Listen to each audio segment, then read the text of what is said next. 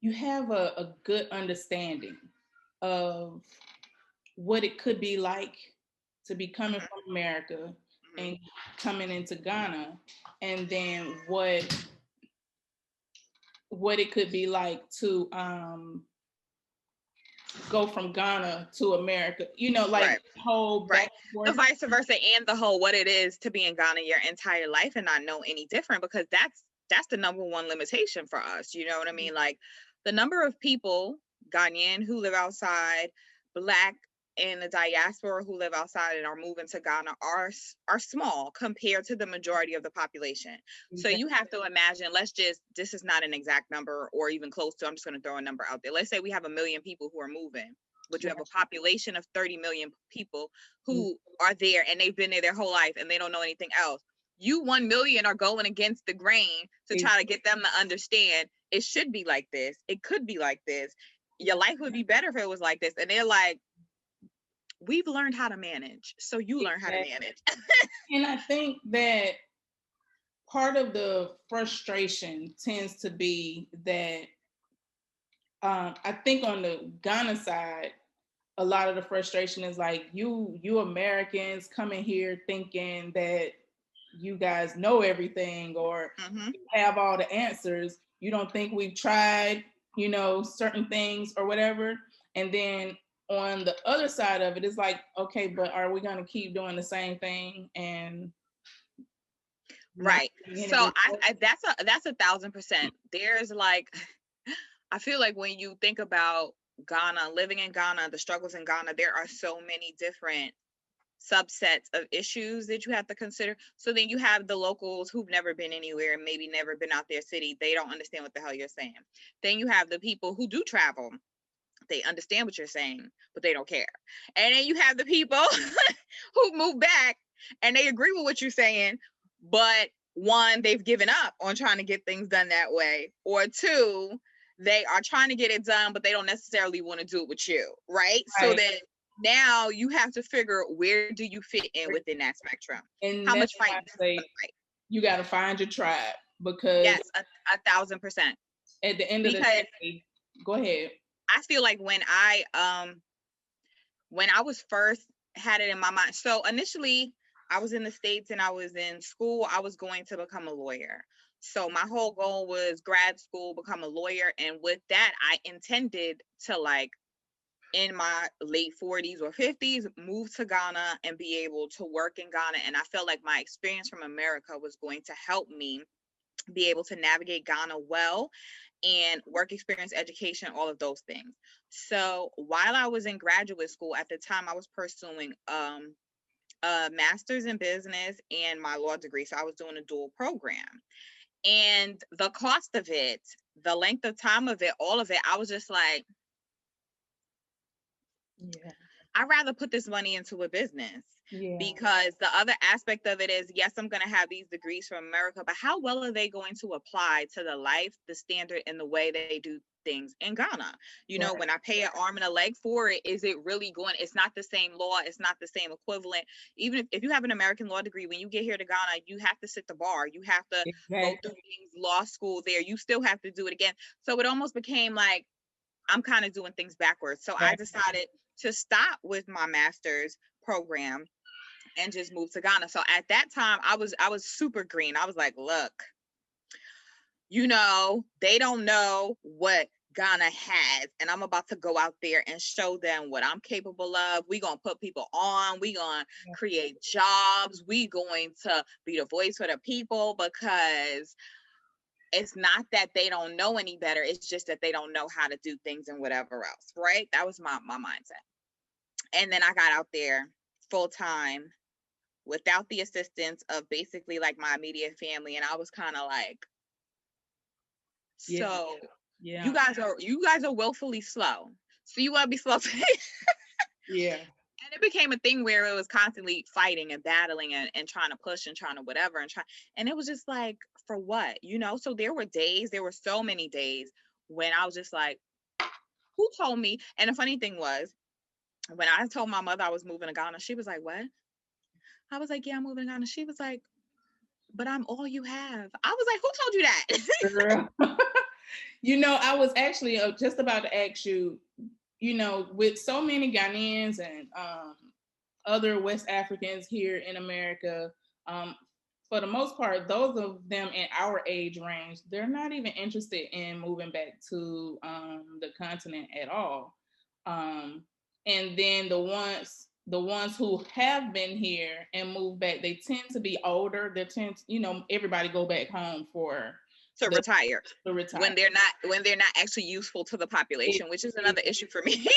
Exactly. So what was it that made you say, you know what, I'm gonna at least be bicontinental for Right. a period, but the intent is to be at home and do what So initially, like I said, it was the school aspect of it. And then I was like, you know what, I'd rather take this money that I'm going to pump into sustaining myself to complete this to complete this education into me starting a business in Ghana and starting to build the life in Ghana. It was that, but it was also coupled with when I graduated from college, it was right at the time when they started to acknowledge there was a recession. So the year or two prior to that, it was all of this discussion about it wasn't really a recession. It wasn't this, that, and a third.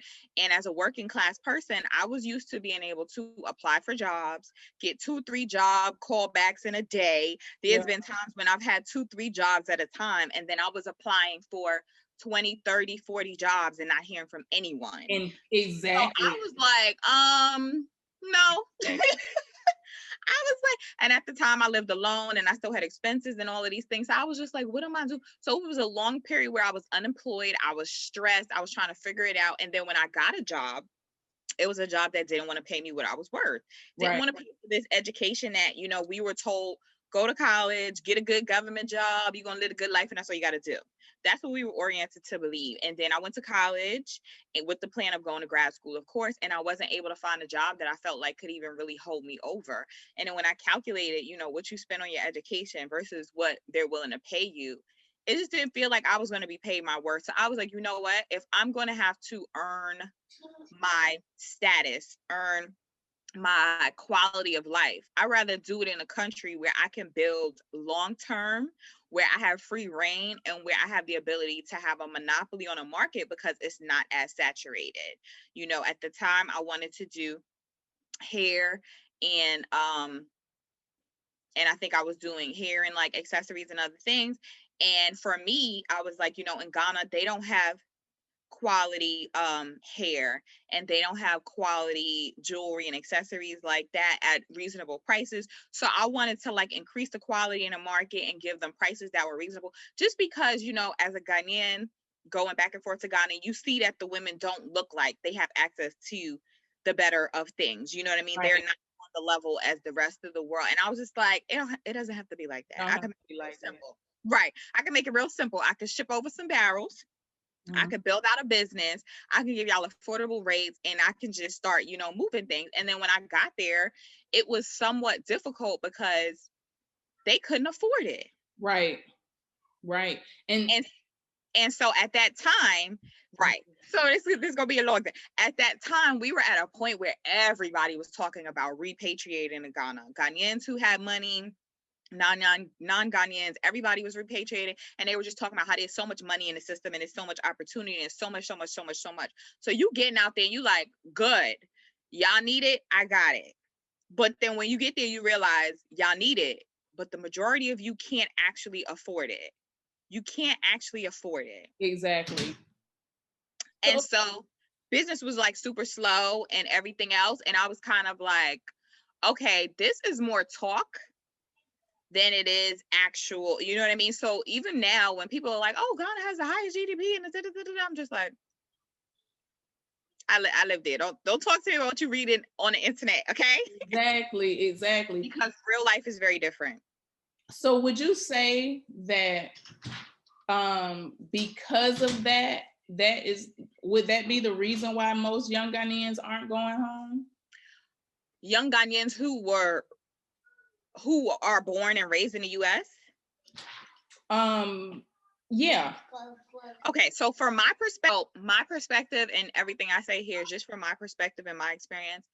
And my experience, I feel that Ghanaians who are born in the US and live in the US the majority of their life are far more likely to move to Ghana and start a business than a Ghanaian who was born in Ghana and then left at a young age. When you're born in Ghana and you leave 15, 17, 25 and younger, when I tell you these people are never looking back, if you get them to come visit, you're lucky. They are just so disenfranchised from the system, hopeless. They don't see the change and whatever else. Whereas the ones who live outside and then come on vacation, when you go to Ghana on vacation, it's a completely different lifestyle. So they get hooked into that lifestyle where it's like, listen, you wake up at 10, the house person has cleaned, there's food, you go out, meet friends, then you go drinking and you go partying and you come home at 4, you seeing all this money flying, you seeing everybody living good, the Christmas turn up is lit. You look at that life and you're like, listen, I can do that full time. And so they see that and they think that that is the reality of life in Ghana. And then they start to put a plan together and say, oh, I can live here full time. You have less laws, you have less rules, you have less taxes, you have less, stipulations. You're still on mute. And they decide that they're going to move to Ghana at some point, and they do. But the problem is when you get there and you have to live there, then it's like, I didn't know it was all of these issues. Yeah. And it's not even just that there are so many issues. We have so many issues in Ghana that people actually don't want to correct. Right. And they don't want to correct it because you have a very tight system of politics and there are very few people who benefit. And so selfishness precedes the want and the willingness to develop the country to the level it can operate on. And so these people who are connected are like, you want to change the tax structure and this, that, and the third and make everybody pay taxes. That means I'm gonna have to pay XYZ more. It's all right. I don't want to do it. And so I feel like it becomes a thing where also those same people who are born in the US and live there the whole time, they are usually first generation Ghanaian Americans. I don't really like that term. I don't feel like it's a good depiction, but first generation Ghanaian Americans, and their parents are usually very discouraging, honestly. They will usually be like, listen, you say you moving to Ghana for what? No, you can't go. I'm not there. Who's going to protect you? Who's going to watch you? The juju, the scammers, the aunties, the uncles, this person's going to steal from you. And then it becomes like, you can't operate in that space without your parent or whoever else there to kind of watch your back. And it deters a lot of people. Yeah, I can see that. So, for more on this video, please click the link in the description below. Thank you.